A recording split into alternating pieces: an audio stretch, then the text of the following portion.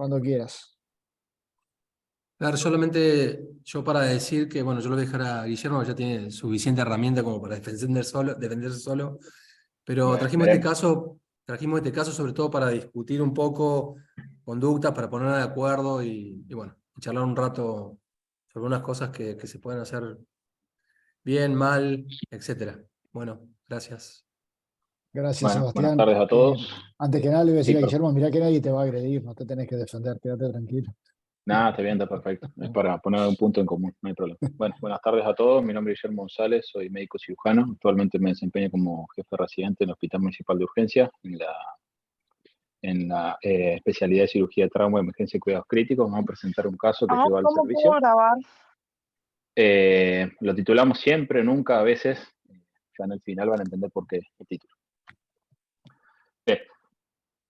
Vamos a iniciar la presentación. Datos personales, un paciente masculino, 28 años de edad, antecedentes patológicos negativos, tóxicos, consumidor crónico de cocaína, marihuana y alcohol. La cinemática, el paciente ingresa con una herida de arma blanca, corto punzante en flanco izquierdo, línea axilar media. Ahí tenemos la foto a la derecha. Tras episodio de violencia interpersonal. Extraído por personal policial y el tiempo estimado más o menos de demora fue de 30 minutos aproximadamente. Al examen físico, está hipotenso con un 70-40 de tensión arterial, una frecuencia cardíaca de 110, una respiratoria de 18, una saturación de oxígeno de 99 al aire ambiente y calculando un índice de shock de 1,57. ¿Sí?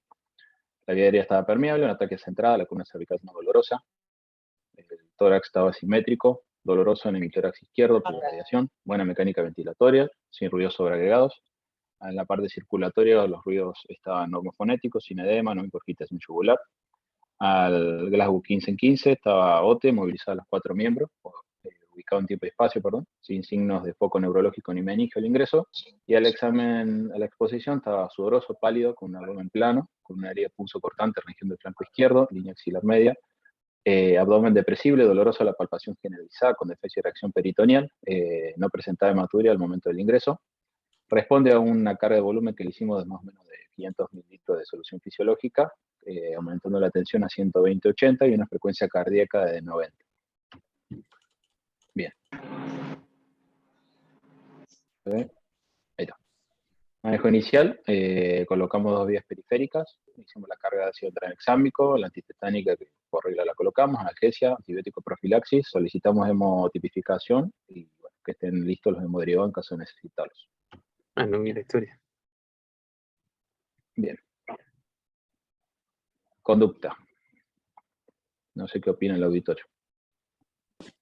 ¿Qué hacemos con el paciente? Bueno, bien interesante, Guillermo. Arrancaste con todo. Sí. Bueno, muy bien. Queda abierta acá el doctor Néstor Fujimi, dice radiografía de tórax y FAST. Bien. ¿Alguien más quiere participar?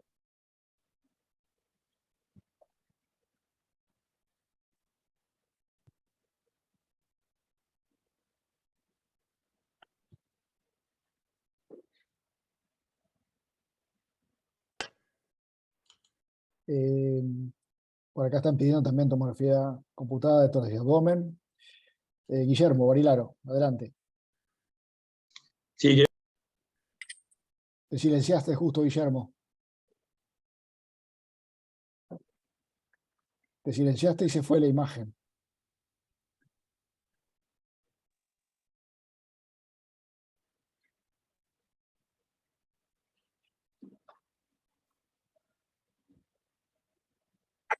¿ahí se escuchan? Ahora sí, ahora sí. Perdón, no, quería preguntarles si había tenido un sangrado importante, si tenían esa información en el prehospitalario. Y otra cosa interesante que tienen estos pacientes es que de pronto ahí los signos vitales parecen normales, ¿no? 120 sistólica, 90 frecuencia cardíaca, pero estos pacientes jóvenes muchas veces tienen reservas adrenérgicas importantes que nos obligan a descartar un sangrado severo y que el paciente todavía está compensando, por lo cual creo que la ecografía sería el método inicial que utilizaría en este caso para tratar de descartar algún sangrado importante, una hemorragia justamente interna. Gracias, Guillermo. Sí, yo estoy totalmente de acuerdo. En este momento donde estamos posicionados, no sabemos si estamos frente a un paciente que efectivamente va a revertir sus signos claros que tenía de compromiso hemodinámico inicial. Si querés, Guillermo, poner de nuevo si te parece, los valores iniciales, cómo se recibe al paciente. Fíjense que 30 minutos después del evento, ¿no? El paciente está taquicárdico, tiene una hipotensión marcada, esto es un estado de shock descompensado con un índice de shock de 1,57, que responde, o sea, revierte esta situación después de 500 cc de cero fisiológico, pero no sabemos si esto es va a quedar así o esto es un respondedor transitorio. Yo ya sé, porque ustedes me han contado, que ahí en el hospital de urgencias de Córdoba tienen el tomógrafo al lado, no implica traslados del paciente a grandes distancias. Esa no es la realidad de muchos hospitales, incluido algunos de los que yo he trabajado todos estos años. Entonces acá, en base a esas realidades, hay que sopesar muy bien si este paciente hay que trasladarlo a un tomógrafo o nos vamos a manejar, como dice Guillermo, inicialmente hacemos un FAS, como dijo Néstor Fujimi, y capaz que encontramos una enorme cantidad de líquido en el abdomen con una hemodinamia precaria, podríamos decir, capaz que eso ya es indicación de la parotomía. O sea, tenemos que ver un poco todos estos escenarios, dónde estamos parados, qué tipo de enfermo tenemos, cuál es la respuesta evolutiva a esta reposición inicial con cristaloides. Le pondría una mascarita de oxígeno. Bueno, como ustedes iniciaron con ácido tranexámico, completamente de acuerdo, y evaluarlo inicialmente con una ecografía. Bien, continuamos, o alguien quiere... Nadie ha pedido más la palabra, así que seguimos, Guillermo. Dale. Bueno, lo que no hicimos nosotros fue el FAS. Se vio líquido libre en el espacio perirenal izquierdo, el sliding pulmonar era bilateral, era positivo, ¿sí? Le solicitamos un laboratorio completo, está dentro de todo bastante bien, una hipoputasemia leve, 3,1 de potasio, un exceso de base de menos 3,9 y un láctico de 4,34. El resto del laboratorio no arrojó valores alterados. Pero pará, mostrame de nuevo la gasometría, por favor. Sí, perdón. Tiene un exceso de base de menos 3,9, pero un lactato de 4, ¿no? Sí, hay sangrado. Claro, claro.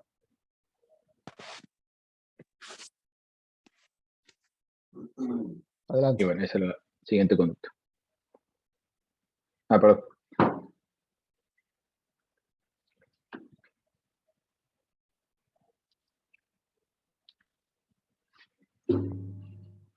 Bueno, acá el doctor Fujimi te dice que él lo llevaría al tomógrafo para tener una hoja de ruta. Otro, el doctor Valcarce, te dice cirugía. Bien. Y Pablo Caviglia, que la otra vez me dio con la tomografía. ¿Qué opinas, No, Pablo? llegué tarde al mecanismo lesional, pero hay una combinación, Sería de arma blanca, no, Pablo, un punzo cortante en flanco izquierdo. ajá, usando el término de Fernando, muy interesante. No, que es una hemoglobina normal más un lactato elevado, más líquido libre. Entonces digo, esa trilogía, vamos a decir, creo que más bien hace pensar en una rotura de víscera hueca más que en un shock hemorrágico, a pesar que siempre nos planteamos lo primero. Pero estamos con una hemoglobina de 13, con líquido libre y con ese lactato. Yo plantearía esa posibilidad. Bien, gracias, Pablo. Bueno, Guillermo. ¿Seguimos? Sí, adelante. Perfecto. Esa es la placa de tórax de ingreso del paciente, dato no menor, en que ingresó a las casi 6 de la mañana, ya cuando uno quiere empezar a pasar la guardia, básicamente. Y bueno, por falta de tomografía, que es un pormenor no tan menor, solicitamos una ecografía nueva, realizada por el médico imaginólogo, en el cual nos informa que había aumento de líquido libre abdominal a predominio del parito cólico izquierdo, con sospecha de lesión esplénica. Yo la presencié en la ecografía, se veía, antes era una lámina de líquido ahí a nivel perisplénico. Cuando hacemos el control nuevo ecográfico ya se veía el vaso flotando, en lo que parecía obviamente sangre. Ante esto nos preguntamos qué conducta hacemos. Observación, derivamos al paciente a otra institución para tomografía, una laparoscopía diagnóstica terapéutica o vamos a la laparotomía. Creo que Sebastián quiere agregar algún aspecto. Bien, No, solamente, como vos decías, nosotros es muy fácil, diríamos, el paciente que se puede, o con protocolo, hacer una tomografía y para nosotros siempre es muy útil, siempre que se puede, ¿no? Pero bueno, vos sabés que en este caso nosotros solamente tenemos un solo tomógrafo multicorte y se había roto el software, creo que, no me acuerdo si ese mismo día o la semana antes. Y bueno, te puede pasar esto, ¿no? Que uno esté acostumbrado a un tipo de protocolo y que tengas que ir por la colectora, como le decimos acá. Así que bueno, Bien. se plantea esto, ¿no? Si realmente necesitamos la tomografía, como se planteó la otra vez en otra de las discusiones con Pablo y con Guillermo, Mal si realmente la acostumbrado, hacemos o no. mal acostumbrado. Eh, Bueno, puede ser. yo creo que tiene un patrón evolutivo bastante claro, ¿verdad? El paciente aparentemente tiene una pérdida de volumen inicial importante y ahora ecográficamente, lo que dice Guillermo es muy notorio, o sea, lo que era una laminita, ahora tenés un vaso flotando en líquido. Entonces uno tendría que pensar que sí, que efectivamente hay un sangrado activo, a pesar de que todavía la hemodinamia se sostiene. Por acá el doctor Néstor Fujimi de Santiago del Estero dice catanazo. Ya sabemos que él se refiere a una laparotomía. Sí, sí. Y Bien, creo que es unánime la postura en el chat. Ahora todo el mundo está pidiendo excelente. laparotomía. Vamos, vamos entonces a la laparotomía exploradora. Bueno, se practica una incisión mediana suprainfraumbilical. Pará, disculpame, Guillermo. Sí, Guillermo González. Guillermo Barilar levantó la Sí, mano. sí. perdón. Sí, gracias, no, gracias. No, bueno, creo que si se hubiese podido hacer la tomografía hubiera sido interesante porque alguna vez hemos tenido pacientes que la trayectoria de la liga blanca iba hacia el retroperitoneo, esquivaba el colon, por así decirlo, y había un hematoma retroperitoneal donde no veíamos extravasación de contraste arterial, sobre todo nosotros que no tenemos posibilidad de hacer embolización, y hemos hecho tratamiento en operatorio y esos pacientes, por el hecho de ser hematomas contenidos, han tenido buena evolución. Por supuesto, casos seleccionados, ¿no?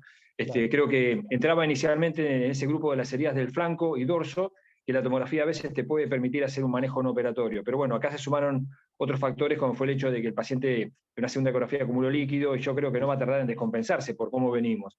Así que, obviamente, la ausencia de tomografía siempre aumenta la incidencia de laparotomías, ¿no?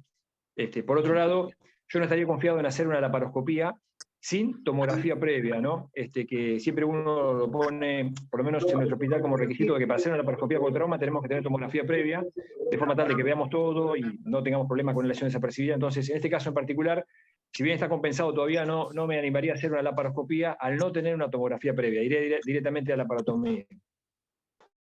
Muy Bien. buenas esas consideraciones, Guillermo, sí. Bueno, Sebastián. bueno, ahí está uno de los puntos, ¿no? que queríamos traer a discusión, ¿no? No teniendo tomografía o no pudiéndola hacer en un paciente que está aparentemente respondedor, la laparoscopía estaría indicado o no, ¿no? Ahí sí hay que tener mucha experiencia porque la otra vez comentábamos que el problema de la laparoscopía es más que nada el retroperitoneo y como bien dijo Guille, acá existen muchas posibilidades de que haya algún tipo de lesión de víscera hueca o sólida. Entonces, creo que eso es un punto importante a remarcar. Muy importante, con nosotros la misma conducta. No hacemos laparoscopía, excepto que estemos muy, muy seguros, o sea, pero siempre necesitamos la tomografía previa para eso, para esa conducta.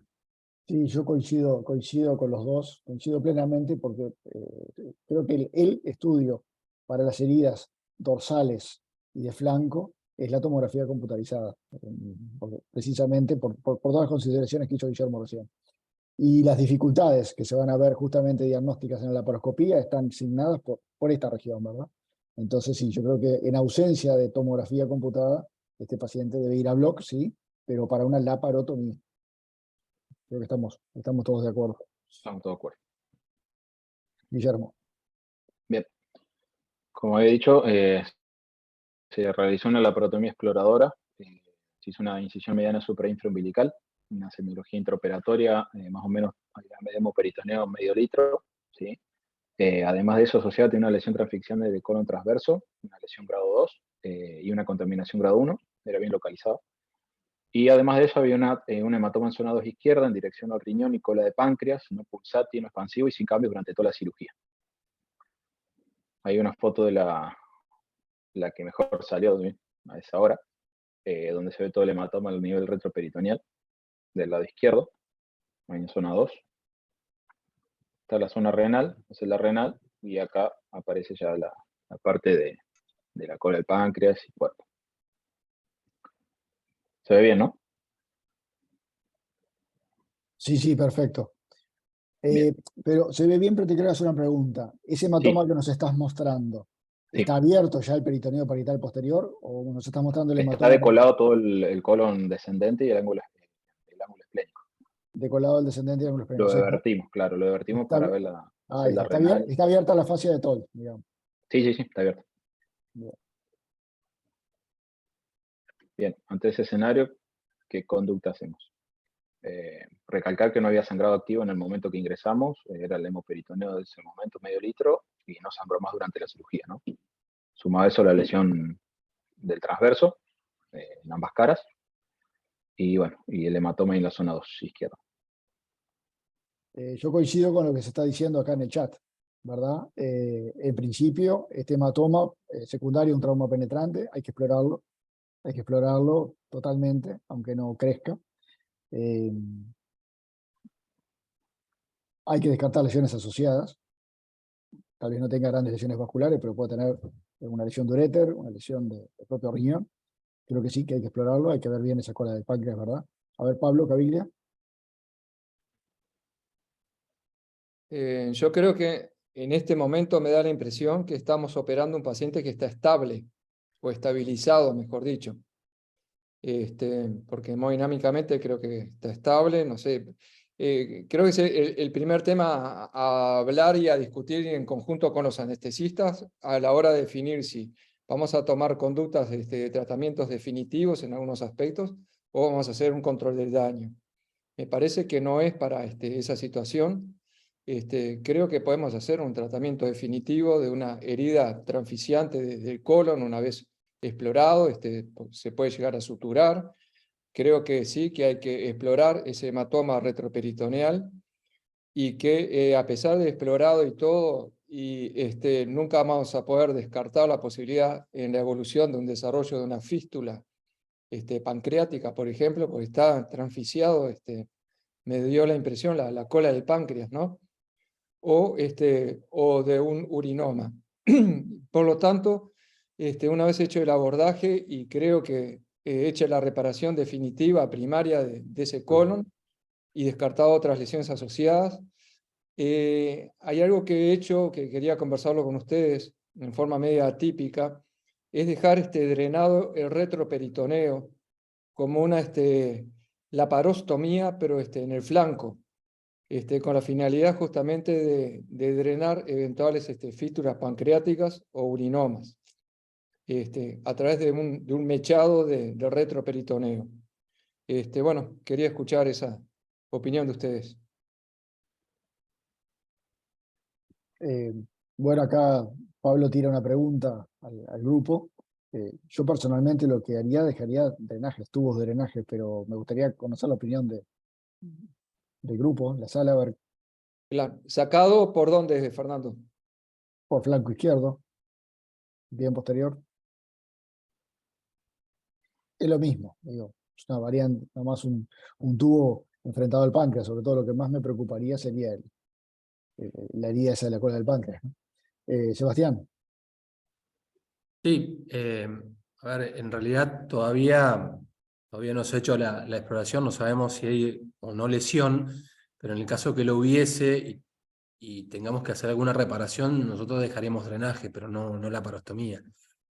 La verdad que nunca me ha tocado hacer una lateral, excepto que sea en pancreatitis. Y si la desarrolla una pancreatitis traumática, lo mismo, ¿no? En ese caso sí podría ser, de acuerdo a donde drene la colección que tenga.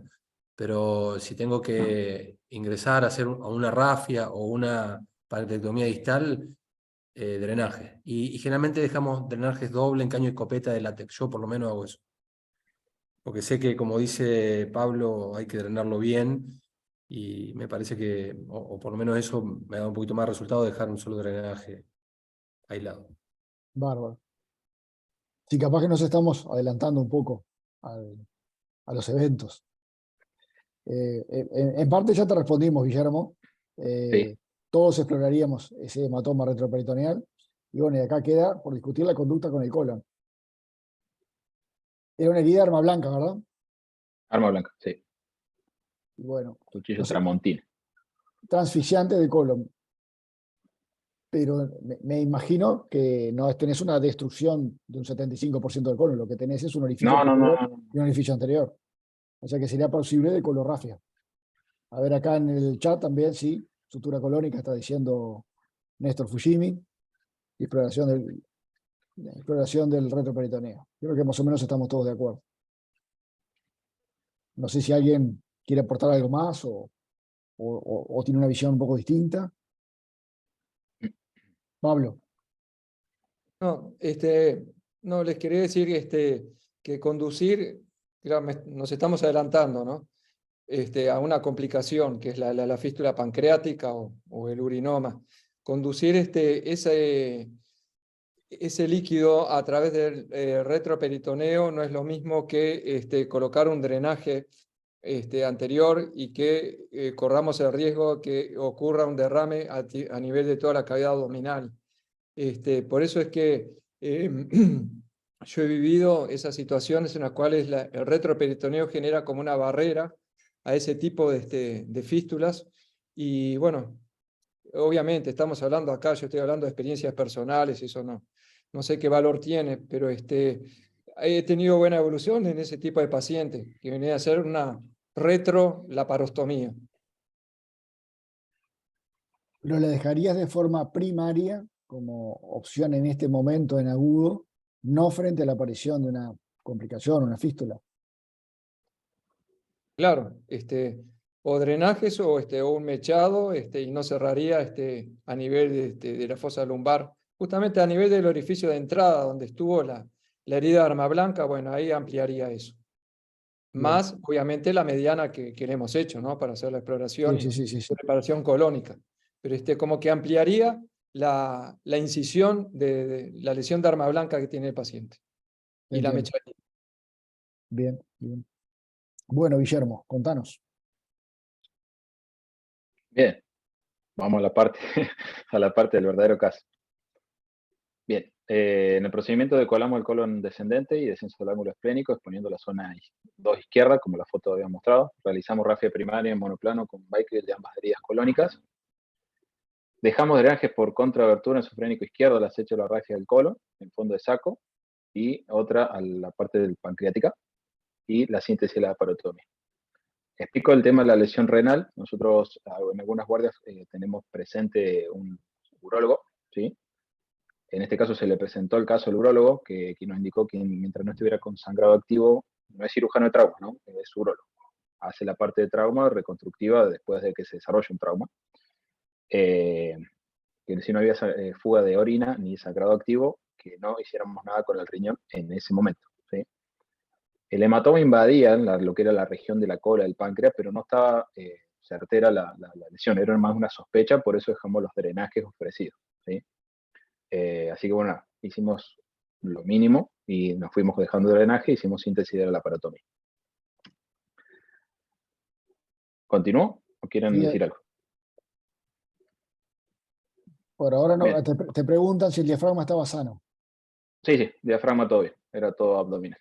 Bien. Bien, el paciente continúa el posquirúrgico compensado Para que hemodinámicamente. Sebastián levantó la mano. Sebastián.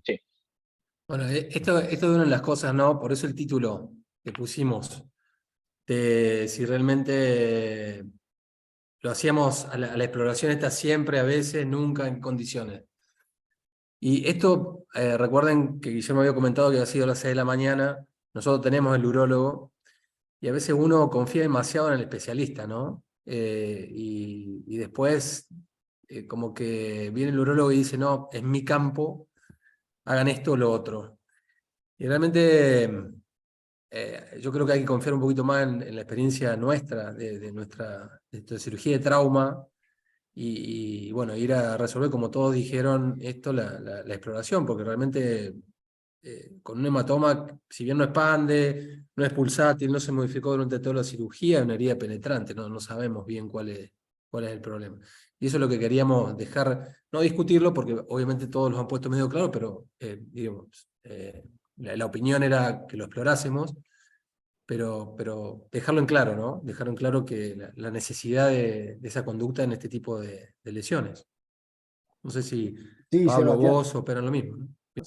totalmente, totalmente. ¿Sabés cuál es el problema? El problema que a mí me ha pasado también es cuando convocás al especialista y lo convocaste capaz que antes de tiempo, digamos, por así decirlo, y después quedas atado por decir, del tipo de decir, bueno, ¿y para qué me llamás? Si vas a hacer lo que vos quieras, ¿no? Porque te dice, por ejemplo, no, eso no se toca, no se explora. Y vos sabés que tenés que explorarlo. Entonces, el momento también está eso. ¿En qué momento llamás al especialista para pedir una opinión? Que es cuando realmente tenés una duda vinculada específicamente a su especialidad. Entonces decimos, ¿cómo haríamos una técnica de reparación renal? De pronto, si un paciente que está estable tiene una lesión renal y capaz que te encontrás con cálices abiertos y decís, bueno, ahora vamos a llamarlo y que él nos ayude a reparar, porque si vos lo llamás de entrada para esa conducta inicial de explorar o no un hematoma, y bueno, después quedas embretado con lo que te está diciendo, porque ¿para qué lo llamaste? Cuando vos tenés una opinión formada al respecto, y claramente formada. Me parece que ese es el riesgo a veces del timing, en qué momento pedís la interconsulta. Néstor Fujimi, Hola, buenas tardes, ¿cómo están? ¿cómo andás, Néstor? Bien, bien, bien. La verdad que interesante el caso. Nosotros tenemos el infortunio que muchas veces tenemos que llamar a los especialistas, pero el especialista es especialista en pacientes regulares, en pacientes que van a ir a quirófano para hacer determinadas cosas, pero no son especialistas en trauma o no están habituados al trauma. Entonces, tomar tal o cual conducta por ahí no es muy conducente en lo que sí estamos haciendo nosotros. No es que nosotros somos mejores ni somos peores, sino que tenemos que tomar determinadas conductas por las condiciones en las que se nos presentan los pacientes. Lamentablemente, reitero, muchas veces nosotros le consultamos a nuestro especialista y me dice, sí, pero... Y después lo que sucede no es lo más agradable en muchas ocasiones. Y en ocasiones esa asesoría termina en que tenemos que perseguir al paciente por mucho tiempo. Esa es la realidad que nosotros vivimos. Claro, claro. Guillermo Barilaro. Sí, gracias. No, bueno, han tocado un gran tema que es el diálogo, ¿no? Ese diálogo que muchas veces medio complejo con el especialista en medio de la noche, con una urgencia, por lo que recién decía Néstor, por la diferencia de criterios y de experiencia que se tiene al respecto. Pero de pronto, bueno, hay muchas instituciones donde el especialista está de guardia pasiva y puede haber cierta presión legal para llamarlo, como de pronto, bueno, en algún momento nos mostraron en los casos de Uruguay, donde había obligación de llamar al urólogo. Yo creo que una cosa que uno puede hacer en estos casos, si uno teme que de pronto el manejo puede no ser el más adecuado para un paciente en la urgencia, es explorar al paciente y definir qué tipo de lesión, tipo al cirujano vascular, pero ya con un hematoma retroperitoneal explorado, incluso con un control vascular hecho si hace falta, con lo cual uno está forzando en cierta forma al especialista a tomar una conducta mucho más resolutiva. Eso es una cuestión intermedia que estaría entre dejarlo al especialista que decida todo por él sola o actuar uno exclusivamente en soledad cuando de pronto estaba el especialista al llamado. Creo que esa conducta intermedia podría a uno dejarlo más tranquilo, inclusive desde el punto de vista legal también, ¿no es cierto? En definitiva, parecería que de esa forma uno estaría como tratando de que las cosas se hagan del mejor modo posible. Sí, sin duda. Pero a veces el problema que se da, voy a poner un ejemplo, la cirugía vascular. Vos tenés una lesión vascular que la tenés controlada desde el punto de vista de la hemorragia, tiene un trauma vascular complejo, decís, bueno, voy a llamar al cirujano vascular, pero el paciente no está en situaciones de una cirugía vascular, porque es un paciente que está seleccionado para el control del daño. Entonces, si vos no tomaste la determinación de colocarlo en shunt, y ahí lo metiste en CTI, y llamaste al vascular, capaz que terminás metiendo una prótesis de PTFE, y después que lo llamaste, quedaste embretado. Por eso ese gran tema, ¿no? Ese gran tema de que en qué momento lo llamás, cuando a veces tenés lenguajes distintos por las especialidades, ¿no? Desde el punto de vista conceptual. A veces es complejo eso, sí, a veces es complejo. Bueno, Guillermo, Continúo. sí. Bien.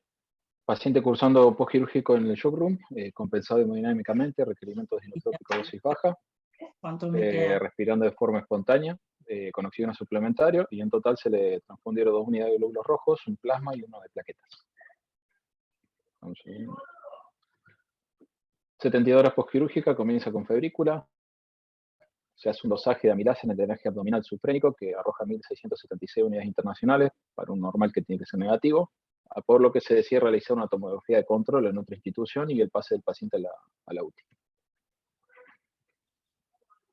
¿Se ve bien la tomografía? Sí, sí, perfecto. Ah, porque tengo la conexión media. Se ve bien, se ve bien.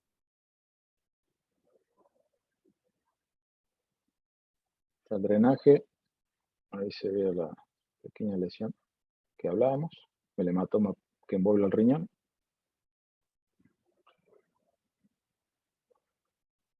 Nuestros drenajes por contrabertura.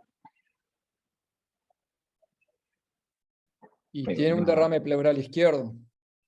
Sí, también. Ahí vamos al otro corte. Tenés derrame pleural izquierdo y tenés un área isquémica importante en el riñón izquierdo también. Exactamente. Se isquemia un buen sector del riñón. Si podés, Guille, detenelo donde mencionaste las probables lesiones. Sí, así la podemos ver ahí.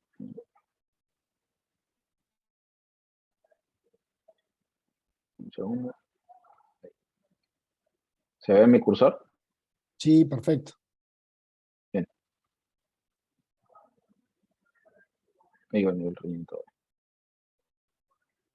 Perdón. ¿Pasé de vuelta alguna tomografía o...? Ahora, viste que en esta última frontal, este corte coronal que mostraste, me da la impresión de que la herida transfixia al riñón, ¿verdad? Es transfixiante de todo el riñón. Sí. Entonces, Sí. habría que plantearse, además de que tenés una fístula pancreática, si no está haciendo un urinoma, porque seguramente ha seccionado las cavidades. A ver, para ahí. Ahí, ¿ves? Ahí. Me da la impresión de que... ¿A esa altura o un poquito antes? Entonces, sector, me parece como que Disculpa, no es solo Fernando, isquemia. discúlpame. Sí, dale adelante. Perdón la interrupción. Ahora se me trabó. Creo, además del líquido y el derrame, como un área inhomogénea que está entre el polo inferior del vaso y el riñón, que contacta con la pared torácica, un poquito más abajo. Ahí voy. No, más arriba entonces era, perdón. Más arriba. Sí, Por ahí, más. apenitas. Ahí va, eso. Ahí, perdón. Ahí se ve, ahí va. Ahí se ve un ángulo, un triángulo que está inhomogéneo por encima del riñón. El riñón está como acostado. Y por encima, no, porque uno ya está pensando por dónde empezar a solucionar los problemas ya con drenajes y eso, ¿no? Y ahí veo un contacto parietal. No sé si me explico. Mover el cursor, la flechita tuya nomás. ¿Acá me decís? Ahora, quédate ahí un poquitito más abajo. Seguí para abajo. Más. Ahí. Creo que ahí hay un área, no sé si comparten ustedes, que cuando va para arriba y para abajo es inhomogénea y está tomando contacto parietal. Sí, bueno, lo que estás buscando es una ventana donde pinchar. ¿Es eso? Sí, donde pinchar o donde empezar a drenar concretamente parénquima pancreático o grasa preperitoneal que ya está alterada. Como si hicieras un abordaje para una pancreatitis, claro, te entiendo. Y sigo con la misma. Sí, está bien, está bien, Sí. está bien. Está bien. Esto es lo que parecía más que nada, más allá de lo que va a decir ahora Guille, que fueran hematomas y el líquido venía, ya estaba, diremos, con un drenaje que era positivo. Dentro de todo Sí. era efectivo. Tiene el derrame que decís vos bien, Pablo, seguramente secundario, todo este cuadro inflamatorio diafragmático. Y esa parte. Y se veía ahí donde podés ver la colita del páncreas. Y esto que, si bien esta es con contraste, se hizo también un control posterior y no tenía fuga ni Ni arterial, o sea, ni vascular, ni tampoco del árbol urinario. Pero esos Sí, lo hematomas, describía más como un área de isquemia nada más. Claro. No, ahí no había está. fuga de contraste ni de orina. Ah, está, bien, bien. Pero Como una- esos hematomas pueden estar infectados, ¿no? Empezó a hacer fiebre, me dijiste. Sí, episodio de febrícula. Ah. Y bueno, por eso la tomografía a las 72 horas de la cirugía. Sí, Ahí está. acordémonos que acá tiene también una lesión colónica Claro, anterior, claro. y que, bueno, el éxito del cierre primario está también directamente relacionado con el OIS y el AIS, ¿no? Si tiene más Sí, de 25, que no recuerdo cuánto tenía pero si ya tiene lesiones asociadas, también puede haber más complicaciones de tipo infeccioso en la sin zona. duda.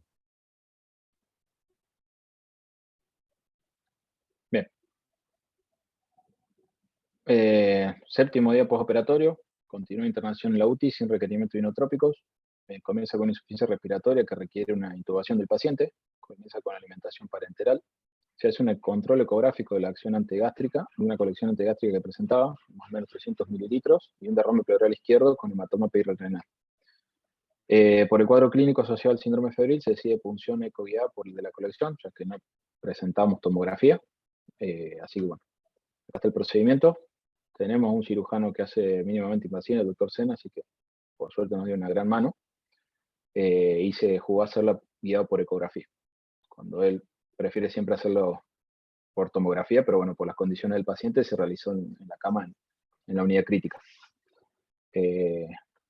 Ahí se ve el drenaje, el subfrénico, el primero sale con los alambres, se va dirigido al subfrénico izquierdo, a la colección pancreática, y sumado a eso nos recolocó el peritocólico izquierdo, que no sé por qué, después del cierre de la porotomía se quedó un poco más abajo y no llegaba a drenar las colecciones.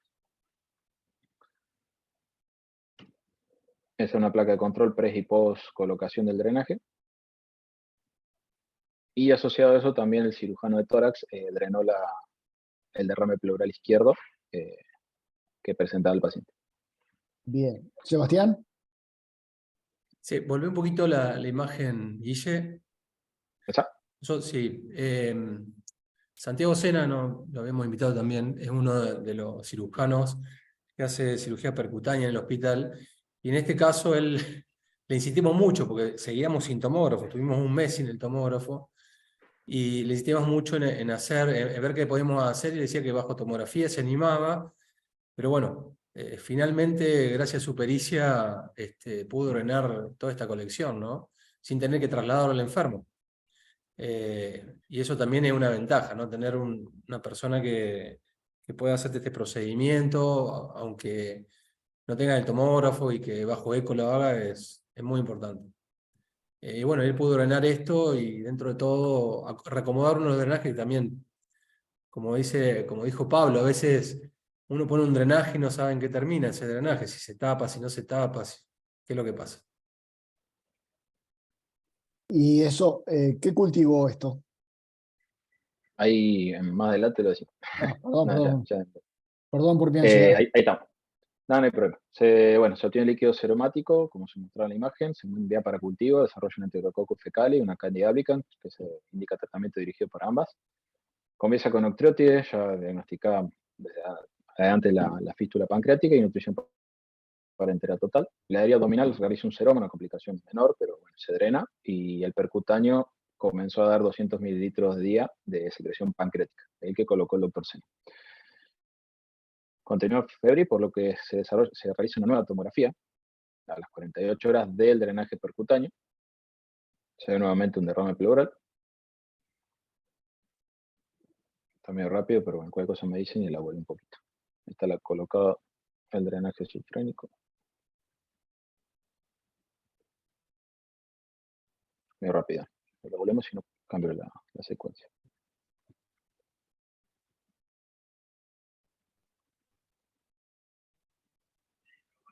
Vemos y cualquier cosa.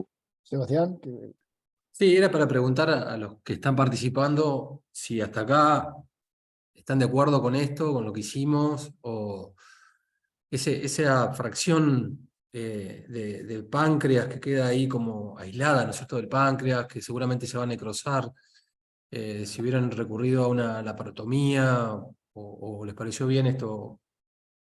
porque nosotros lo planteamos también, ¿no? De ver que esa parte aislada del páncreas, que seguramente iba a ser una necrosis, no es muy extensa, parece que fuera solamente la última porción de la cola, pero también se planteó de ver si teníamos que hacer la revisión de este paciente y hacer lo que no se hizo en una primera cirugía. Bueno, acá tenemos dos posibles respuestas, Sebastián. Pablo, Caviglia. No, que empiece Néstor primero. Bueno, Néstor Fujimi. Bueno, mira, yo la verdad que recién hice una expresión que yo lo que le llamo el buenismo quirúrgico que digo dentro de mi servicio, que muchas veces vemos los hematomas en el páncreas y tenemos el pensamiento mágico de que no va a pasar nada. Y cuando vimos y nos quisimos dar cuenta, el hematoma en el pancreático se transformó en una fístula pancreática. Y yo creo que cuando lo vemos hay que actuar en ese momento. Obviamente que todo, me parece que eso es una cuestión general que nos pasa a todos los cirujanos, pero ya en esta instancia, y yo no sé, con tantos días de postoperatorio, con una torta visceral y con una serie de cosas, no sé si va a ser tan sencillo ingresar a la cavidad y hacerle una pancreatectomía distal, aunque más no sea muy económica y sacar hasta la partecita esa que está fea. Yo no sé si lo haría. Yo creo que seguiríamos con el percutáneo, lavados y tratar de que el paciente vaya mejorando, alejarlo lo más posible. Y si esa fístula va disminuyendo, recién cuando el paciente esté en buenas condiciones, tratar de operar. Perfecto, gracias Néstor. Pablo.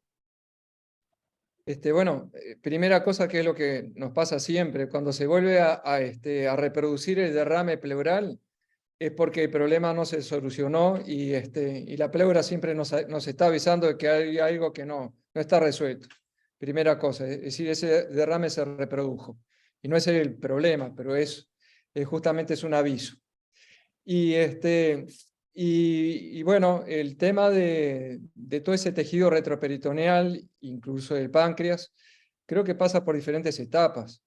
Primero por una etapa de que se puede, sí, puncionar en forma percutánea, drenar, y drenar líquido. Pero después ya la punción percutánea no es suficiente, no es efectiva, porque se forma como una pasta de una consistencia entre tejido pancreático necrosado, sobreinfectado, más la grasa retroperitoneal, y ya la punción percutánea no es eficaz.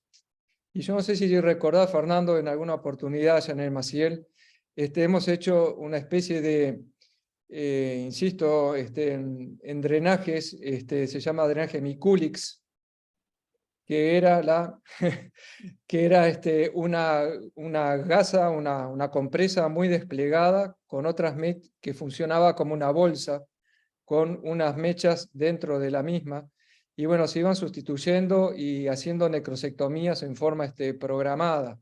Y me da la impresión, estoy viendo este paciente, como que va en camino a eso. Y ya estamos con desarrollo de gérmenes que no son de la peritonitis secundaria, sino que ya son de peritonitis terciaria, como es el cándida. Sí, sí. Gracias, Pablo. Guillermo Barilaro. Sí, gracias. No, bueno, volviendo para atrás, bueno, acá esto que muchas veces uno insiste en el tema de la exploración de todos los hematomas retroperitoneales penetrantes, es por el tema de justamente que uno no se vaya al quirófano con la duda de alguna lesión. En el caso de cuando uno explora estos hematomas retroperitoneales, si hay una lesión de riñón, uno la sutura, porque sabe que esas lesiones pueden dar después lugar a urinoma, o incluso a veces pueden dar lugar a hematuria persistente, porque hay un vaso que está comunicado con el sistema colector. Entonces siempre si uno encuentra una lesión renal, la sutura. Si encuentra una lesión de ureter, por supuesto que hay que repararla con un tutor. Y el tema más difícil es detectar a veces estas lesiones de páncreas que pueden ser medias sutiles o rodeadas por el hematoma. Creo que ahí es muy importante lo que nosotros decimos, abrir la cápsula o pelarlo bien el páncreas, e incluso introducir el dedo por detrás para ver si hay una lesión transfixiante, justamente que lo haya involucrado un sector del páncreas. Y ahí hay un tema controvertido, que es el hecho, casi que hay tres posturas, ¿no? Si uno hubiese hecho la exploración en agudo del hematoma en la zona del páncreas, y es si solamente drenarlo, si suturarlo, como están preconizando el grupo de Cali en estos últimos años, o si hacer lo que tradicionalmente siempre hacíamos, que era resecar a la izquierda de la lesión, ¿no es cierto?, con o sin conservación del vaso. Pero ahora ya estamos con un terreno embarrado, por así decirlo, ¿no?, donde hay mucha inflamación, ese componente inflamatorio tan importante que ya es igual o muy similar al de las pancreatitis, y creo que, bueno, ahí yo estoy de acuerdo con el manejo mini-invasivo porque realmente es muy difícil meterse a explorar, y bueno, y muchas veces uno no logra mejorar la morbilidad del paciente en esa zona.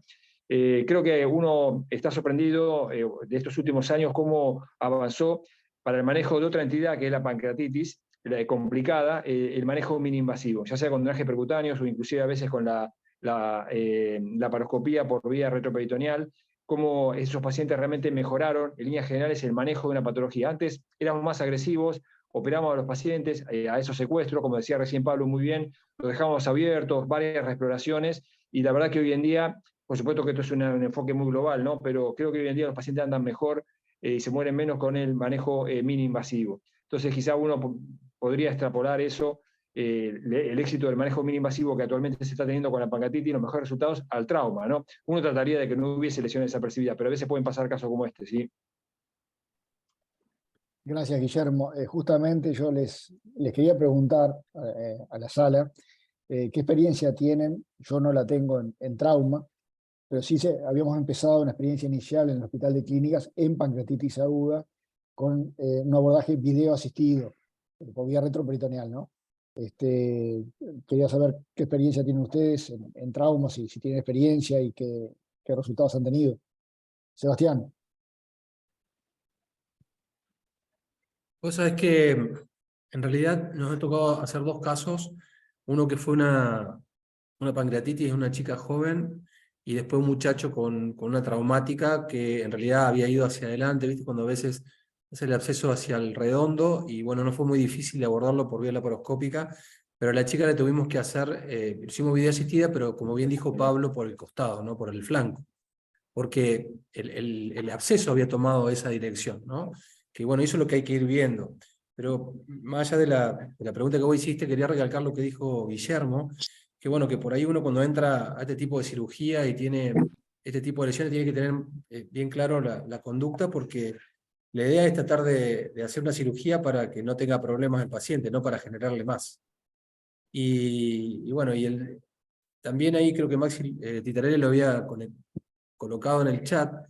Si uno hubiera explorado y hubiera hecho la resección de la colita esa que quedaba, que era poquito aparentemente por la tomografía, no estamos exceptuados de tener después una fístula pancreática también, ¿no? Así que, más allá de que no es la excusa para no explorarlo, pero creo que también puede estar esa posibilidad. Pero creo que eso es lo más importante, ¿no? Que cuando entramos tratar de no dejarle inconvenientes mayores al paciente. Sí, claro. Gracias, Seba. Bueno, Guillermo, seguimos viaje. Bueno, evolución del paciente, mejora los parámetros ventilatorios, comienza a estar a febril, empiezan a disminuir un poco los drenajes. Obviamente nos tomamos la conducta conservadora también y seguimos con los percutáneos, no se lo intervino ni se hizo ninguna otra maniobra quirúrgica. Extubación y pase a sala común a las 10 de la internación crítica, tolerando vía oral, se le suspende el octrótico, comienza con alimentación y bueno, la fístula más o menos drenaba 50 mililitros día. Es una placa pre y post extubación, con la presencia todavía del drenaje multifenestrado subfrénico izquierdo. Esta es una foto de los drenajes, en ese momento tenía 3. El último estaba a fondo de saco, que nunca vino nada, y la característica de los drenajes a la derecha en las bolsas colectoras. La herida tenía el drenaje en la parte media del seroma que había hecho en la pared. Guillermo, te hago una pregunta. Sí. ¿En qué momento ustedes hicieron la transición entre la nutrición parenteral total y la nutrición enteral? Cuando disminuyó un poco el débito, más o menos el 7º día aproximadamente, parenteral total, empezamos con tolerancia oral, el paciente extubaba obviamente, y o sea, primero empezó por sonda y después... Sí, no, primero sonda nasogástrica y después... Ahí está. No fue necesario, digamos, un paso intermedio de una sonda nasoyeyunal, por ejemplo. No, en este caso no, porque tenía tolerancia. No había vómitos y no estaba con gastroparesia ni nada. Perfecto. Bien, continuando con el caso, al día de la fecha, bueno, le sacamos el drenaje del inferior, el tercero, que iba a fondo de saco, que nunca tiró absolutamente nada.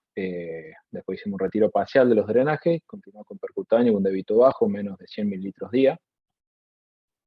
El lado izquierdo es cuando está internado en la sala el paciente, aún, con los puntos en la herida. El drenaje se puede ver la característica típico pancreática. Principalmente el que le gana el drenaje de la colección es el subfrénico izquierdo, el multifenestrado, y el paritocólico también venía dando un poco de líquido. A la semana más o menos viene a control, 2 semanas, la del lado derecho, ya sin los puntos en la herida.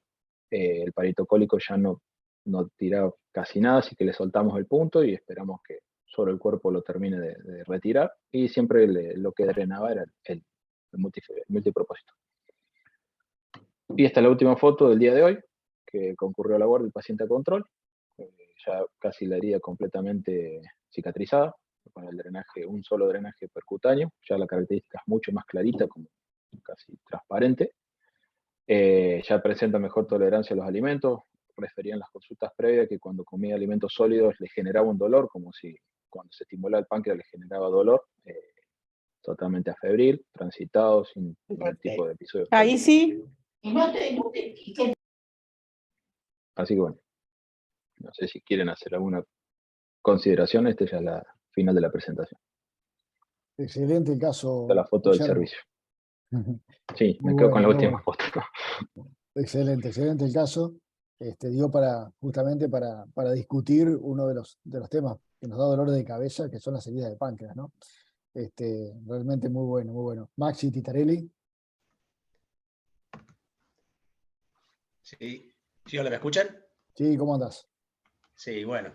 No, bueno, ahí lo que ponía en el chat, ¿no? Que a veces uno explora, reseca, o incluso a veces haciendo una esplenectomía uno lesiona un poquito la cola del páncreas y no evita la pancreatitis ni la fístula, ¿no? Pero generalmente esta es la cuarta herida que tenemos este año con asociación de riñón y páncreas, algunas combinaciones con vaso, con estómago, lo que tenemos en este momento internado, otro con lesión medular, algunos explorados y operados y otros no, y la verdad que no cambia mucho, la pancreatitis se dispara, y más en la herida de fuego, el efecto de cavitación, la lesión, la pancreatitis, la CIRS, por pancreatitis le hicieron todos, mezclado con sospecha de infección, en este caso por la lesión del colon, o sea que uno ahí cuando está taquicárdico y bueno, y la amilasa alta y la fístula entre medio de la colección, es un poquito de todo, ¿no? De CIRS, de infección, y la verdad que sospecha mucho. Nosotros generalmente hacemos... El hospital nuestro ha sido pionero en lo que es manejo no operatorio, y la verdad que cuando tenemos tomografía, y como dice Guille al principio, Barilaro, y uno sabe que hay una lesión renal o pancreática, generalmente sabiendo también que tenemos este cirujano que hace cirugía percutánea, uno opera pensando en que tiene él que nos viene a salvar las papas después también, y tratamos de ser conservadores, generalmente cirugía en menos, y más a esa hora que fue a las 5 de la mañana, siempre decimos gestos mínimos y vayan, y bueno, mañana veremos y después lo bancamos, ¿no? Pero de todas maneras no evita, hacer la pancreatectomía no evita la fístula ni el disparo de la pancreatitis, ¿no? Y probablemente explorándolo uno iba a terminar con una nefrectomía, probablemente con una pancreatectomía distal, y a veces con una esplenectomía, ¿no? Y encarar una CIRS y una pancreatitis después con un solo riñón, bueno, todo eso se viene a la cabeza, ¿no? Porque eso me parece que es bueno valorar todo eso, encarar después una infección, una CIRS, una pancreatitis, con un paciente monorreno, porque está la posibilidad de llevarse ese riñón con la lesión que tenía, ¿no? Sí, sí. Y nuestros urólogos, ahí quería aclarar que si bien son urólogos, nuestro hospital es de agudo, de trauma, y tienen bastante experiencia en el manejo de lesiones, sobre todo de venir a salvarnos después, con nefrostomías, con endoscopía, con doble J, bueno, la verdad que ellos tienen mucha experiencia en eso también. Claro. Así que bueno, uno por ahí toma decisiones pensando en los equipos que tiene después, en el hospital que tiene, y bueno, que nos vienen a salvar las papas por ahí. Sin duda, sin duda. No, y creo que en la sala más o menos todos estamos de acuerdo que en este paciente lo mejor es el manejo mínimamente invasivo, tal como lo manejaron ustedes. O por punción, o a lo sumo a través de un abordaje videolaparoscópico, con video asistido por vía lumbar, ¿verdad? Pero sí, sin En duda. este momento, perdón, en este momento hay un paciente que operado en otro lado, que lo derivan a segundo o tercer día con una herida de fuego, con lesión de columna, de estómago y de páncreas, pero a nivel del bien en el medio, ¿no? A nivel de la mesentérica. La verdad que ya lo recibimos, la primera tomografía que hacemos está un hueco en el páncreas y estamos en la misma situación que este paciente, o sea, estamos con la CIRS, con la pancreatitis, bueno, Claro, claro. estamos con todo ese proceso en este momento y es el cuarto paciente que tenemos este año, así que vamos a tratar de juntar esos casos y hacer alguna experiencia con eso. Buenísimo.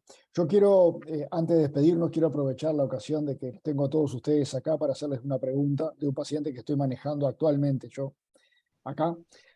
Es un paciente que ahora tiene 28 años y que hace 10 años atrás, luego de un traumatismo cerrado, un rodillazo en el epigastrio jugando al fútbol, desarrolló una pancreatitis traumática. Yo no pude acceder a todos los documentos porque fueran de otro hospital, de ese momento de la cirugía, pero me encuentro con un paciente que tiene una cicatriz de una abordaje tipo Chevron, una bitransversa de ambos hipocondrios, una boca de horno, abordajes de drenajes, me dice él que estuvo nutrición enteral también, tuvo una yoyonostomía de alimentación por vía percutánea, y aparentemente desarrolló en aquel momento una pancreatitis grave que le llevó meses de internación, reintervenciones, etcétera, etcétera. Hace 10 años atrás. Hace un año, el año pasado, ingresa a esta institución donde yo trabajo con una pancreatitis. Y ahí lo estudian, le hacen una colangioresonancia, no tiene una litiasis biliar, no era una pancreatitis de etiología litiásica, no tiene dislipemias, no tiene enfermedades autoinmunes, no tiene una causa reconocible, no tuvo en ese momento, hace un año atrás, una causa reconocible para explicar la etiología de su pancreatitis. Bueno, evolucionó bien y se fue de alta. Y ahora reingresa, un año después, su tercera pancreatitis, viene a ser, la primera fue claramente traumática, fue un rodillazo, pero ahora viene a ser su segunda recidiva de pancreatitis, que es cuando yo tomo contacto con él y conozco al paciente. Ingresa con una pancreatitis, con 3000 de amilasemia, muchos vómitos, su cuadro clínico claro, dolor en barra. Le hago una tomografía que muestra un edema pancreático difuso, una dilatación moderada del conducto de Wirsung en el sector de cuerpo y cola, muy moderada, no tiene calcificaciones pancreáticas, no se ven colecciones, tiene edema peripancreático sin colecciones peripancreáticas.